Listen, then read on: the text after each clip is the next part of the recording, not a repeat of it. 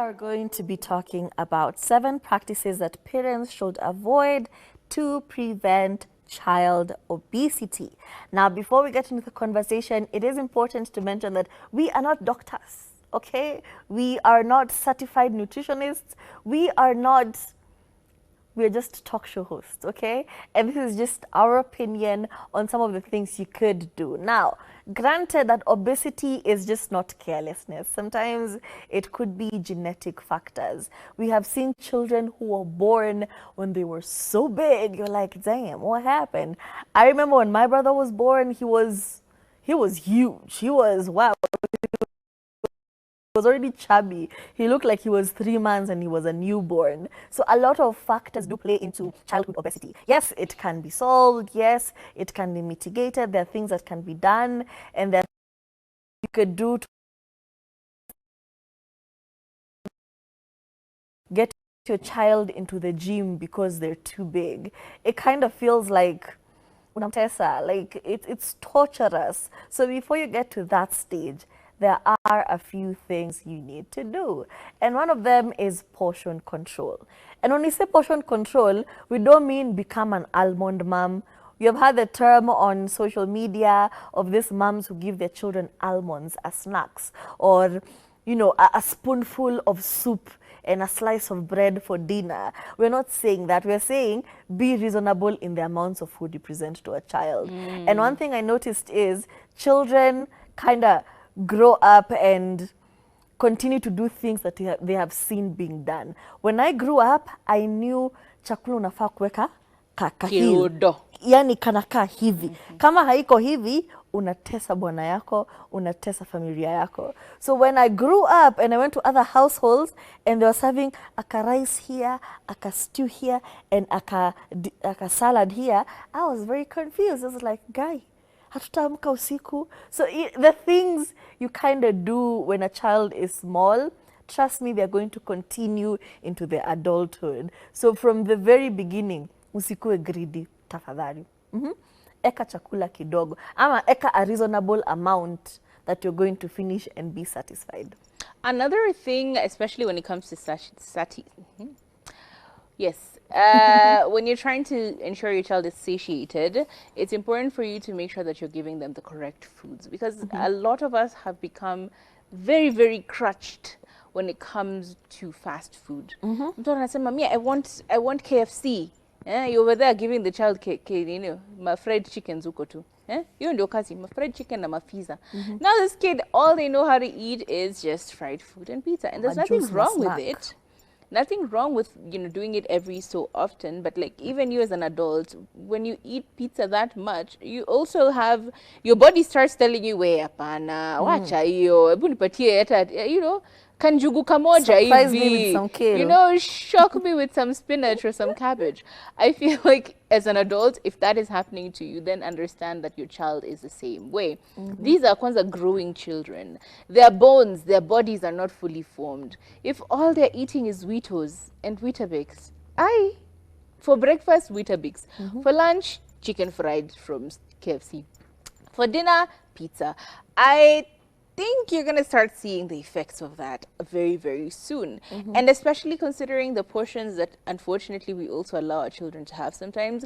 If they're having like insane portions of the same processed foods, I think you will see the effects very quickly. So if you can, when you can, try and space that out. Let the pizza be, yes, give them pizza, give them the fried chicken, but as a reward or like as a weekend thing. But during the week, try as much as you can to just give them regular old food like ugali, skuma, ka protein, hata kama ni kanyama, sawa. But again, small portions. I remember this time, my dad cooked at home and he served us. Like he actually cooked and served that one time. And I remember the plate that he gave me, all of us basically, he gave us like actually properly portioned out foods. My dad is actually a chef, a very good one. So basically he portioned the food out and there was like small portions of food. And I'm just like, in my mind, I saw the food, it was so tasty. First of all, it was so tasty. And then number two, it's such a small portion. So I felt a little like, why is he trying to starve us? Like, what's the situation here? And now when I look back to that particular day, I'm like, if I continued to eat those portions, probably things would have been different, you know. But here we are, and there's nothing wrong with that. And but I also learned from that, and now I don't feel like I judge. I don't judge anyone for the portions that you eat. Do what you gotta do, boo boo, but don't do it too often. And I understand as a parent, there's that joy you have to see a Your child child enjoying. with an appetite. There's no greater feeling than just to see your child eating, because sometimes it's the complete opposite. Have you ever had a toddler who's not eating anything? God. You're like, this child had half a grape in the morning and a sip of water, and it is now 3 p.m. and they have not eaten anything else. Is that normal? And they are running. On top of that, they are running around. Unashinda sasa huyu atasaidika aje? That's not right. So now to see them having an appetite, and I think it's an African thing where we equate an appetite with health. A healthy child is a child who eats until they sweat. That is wrong.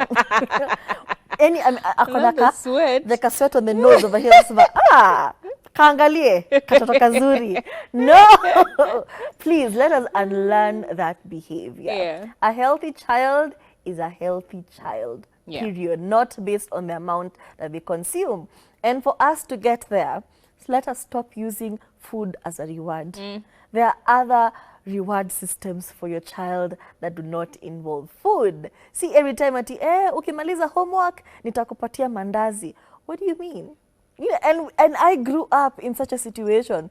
Mkimaliza homework, ama mkifanya, all your chores, leo tutapika chips.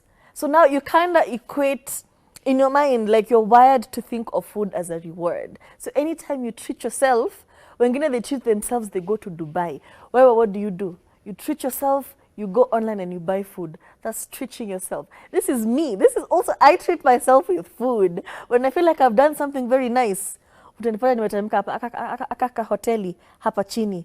Nateremka niambia Kathomi nipeleke pale. Because I've done something nice and I want to treat myself. So stop using food as a reward system. Figure out other things. Yeah, another one is like the lack of physical activity. Kids now are just like, it's, Hey, phone, screen. have you even seen the gamers who the other day had the bump because you wear headphones, and then it's like you have now a bump, so your head kind of On your skull. on your skull, like it's Jesus like Christ. gone.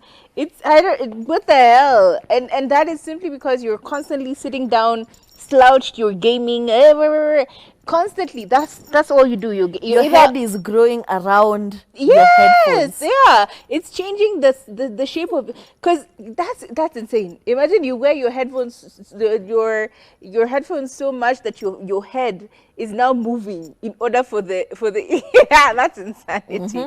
And also the slouched back. You saw the report. The report was so weird. So a kid is like slouched, their back is slouched, and then their head is indented. You're like, wait, hang on. It's time for us to have either better activities Evolution. or something else, because it can't always be. If they're not on their computer, they're on their phone. If they're not on their phone, they're on another device. We need to do better. I think physical activity is important, and I know a lot of children do not like going outside because also it's a tough world out here. Children are bullying other children in a way that is insane. Like the bullying that's happening now is the kind of bullying that I experienced when I was in high school. Kids are so intense. It's like the things we used to fight over, like kitambo. You're like, oh, your father doesn't even have me, my father has. Now it's like, what car do you guys drive? You know, you were picked up in a taxi. Me, my father picked me. The pressures is pressuring. Kids are applying makeup. I had this, like, remember those two kids that usually come to say hi, you're so pretty. Like, this kid is so young. That kid looks what, 4 years old, probably 5. She came to my door, hi. I just wanted you to tell me what nails I should do for summer. And she's like showing me like an iPad on Pinterest, showing me the pictures of the nails that she thinks are cute. And then you're 4 years old and you're getting a clearance? What world am I in? It was so shocking. But it is, like, children have levels nowadays. The levels are insane. So children may want to just be recluse because you don't want that pressure. You don't want to be part of all that, noise, and you may end up becoming very recluse. But it's important for you to also find a way to get your children moving. Even if it's every Saturday, every 2 Saturdays, you tell them, Maya, let's go for a walk. The two of you, all your children's, munaenda munaingia Karura, munatembea huko, munaangalia, you touch grass. Even just find activities, find ways to get your kids out there. If it's swimming, take them out swimming. Just get their bodies moving, because if you do not, and they're constantly, it's a problem. Yeah, and also children do the things that they see. And I think we've mentioned this before. Yeah, they mirror. If your parents, you're eating like fundis, trust me, your child is going to start eating like a fundi. There is this, I think it's a family that does content creation about eating. I don't know if you've seen them, where they usually eat like food straight from the pot. I can't remember the usernames, but it started with the dad. The dad would cook food very quickly, and then he'd do like, he'd pour down the ugali while it's still hot. He would kind of eat it. Recruited the daughter. Now the whole family eats like animals. So if a child grows up and sees that there are certain patterns that are followed, trust me, that is exactly what they're going to do. If a child wakes up in the morning and you as the mother, you don't wake up to make breakfast, trust me, your child will not associate breakfast as a thing. They're just going to be waking up, doing whatever they want. If you do not have, and this is why systems are so important, you need to figure out what works and what routines are so important for children. They need to know breakfast, lunch, snack, dinner, and have them on a system, and then they don't stray away from it. Because what do you expect? If you don't take breakfast in your house in the morning, what do you expect your child to do? Yeah. And this is also you testing a child, because why would you not make breakfast? Yeah. Now this child is just looking at y'all, waiting for you guys to maybe make lunch or scavenge around during the day for a few snacks here, and then maybe you cook one last meal at the end of the day. That makes absolutely no sense. Yeah. So if you're going to do anything when it comes to the nutrition of your child, is have a routine and actually follow it. It's one thing to have it. We always have timetables, but do you follow it? Do you say, this is time ya breakfast, si ati mnakula lunch saa 9? Now that doesn't make sense, because now if you even eat dinner, he won't eat nicely. And then sleeping time is going to be affected. Have a routine and follow it. Yeah, I think it's very important for you to realize that you are not your child. Like, simply because you're gonna skip doesn't mean that you should force this upon your child. And yeah, skipping breakfast and regular meals and poor role models as well. That I think you mentioned both of those. I think another one is like a high stress environment. Like you as an adult, when you're stressed, some of us either do not eat at all or go on a bender and you just eat everything. Everything in your path you consume. Same thing with children. Stress can either cause the child to lack an appetite or can increase the appetite significantly, and then they're eating everything under the sun. So it's very, very important for you to be able to give your child an ample environment where they can talk about the things that are stressing them out. And it's annoying as hell to hear a 3-year-old telling you they're stressed. It's like, I was like, what the hell are you stressed about? You're a toddler. But really, truly, when you were 3, you also had your own stresses. And that's the thing we keep forgetting. Remember how you were when you were a child. Imagine your child is going through the same exact thing, probably even worse, and you're not giving them an avenue to actually have these conversations with you and try and figure out things together. You are assuming that they're too young to be stressed about anything, and you're forcing them to be in that headspace. But when you do that, you now force them to find other avenues of reducing stress, which could be either overeating or undereating. So please allow for your children to find you as a safe space, or your other partner as a safe space, or have a safe space where they can talk about their issues and the problems that are plaguing them, so that they do not end up having an eating disorder, either obesity or even anemia in some cases. So, yeah, or anorexia. Do you know, can you children, me these days, I don't understand how these children are living. They're living in a world which is just dystopian as hell, because I just don't understand it. And maybe we'll talk about these things a little later on. But yeah, it's crazy to think of what these kids are going through. Every time I hear them speak, every time Turi tells me about what's going on at home, I'm just like, yeah, that's happening on this other side. And I was like, how is this? How are you? Hi, that's insane. Anyway, yeah, please, and children as well, if you are watching us, please make sure that you talk to your parents about things that are stressing you out, things that you're worried about. It's important for you to open up to your parents. If you do not open up to your parents, you will find another avenue, and that is not a smart thing. Just find a way to talk to your parents. Find a way to tell them what's going on in your life. And ultimately, yeah, I think that wraps up my bit. And also, parents, don't be so quick to, shame your children for things they really cannot control. Because at the end of the day, you're in charge of this child. Yeah. You are the steward. You're responsible for this child. So if something is kind of off, you're partly to blame for it. And 9 times out of 10, especially when it comes to childhood obesity, they kind of grow out of it. They'll hit puberty, Yep. and they transform into a different person. I told y'all, let me tell you, my brother, when he was born, as a newborn, he looked like he was 3 months. He was huge. He was big. And for the longest time, we knew him as Kapum Pum, and even used to call him Pum Pum. Let me tell you, this boy got into high school and transformed into a different person. First time he came back, my mom was like, wanatesa mtoto wangu, wanatesa mtoto wangu.